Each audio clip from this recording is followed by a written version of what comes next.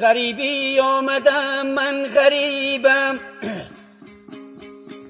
برنگی زرد میگویم طبیبم.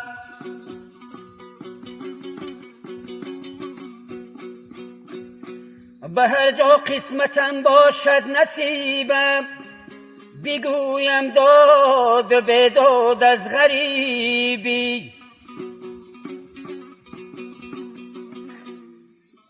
به هر جا قسمتم باشد نصیبم، بگویم داد به داد از غریبی.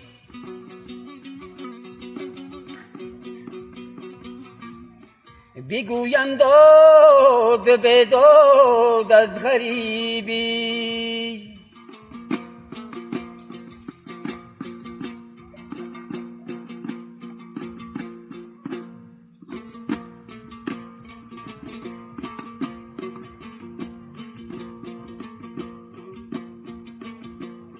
نمیدانم چه سازم در جهان از دست نابودی، رفیقانی عزیزم خور شد از دست نابودی.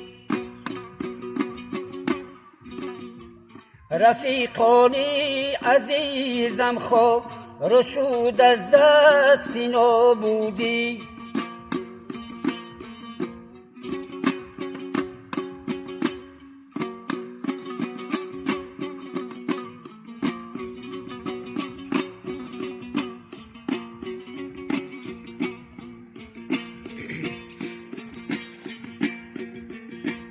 به هر جا پا نهاده سر نگنجیدم رفیقانم، همه گریان و نالان گشتند از دست نابودی.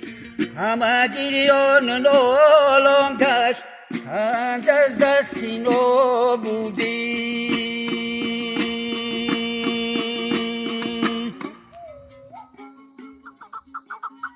گر روی شهری غریبی، هرچی آید بر سرت، هرچی آید بر سری فرزندی آدم بیگذرد.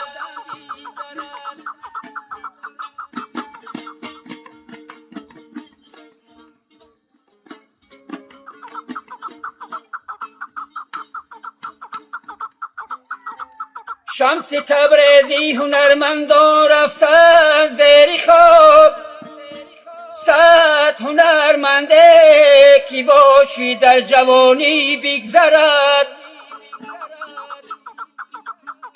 صد هنرمنده کی باشی در جوانی بگذرد. یا رئیس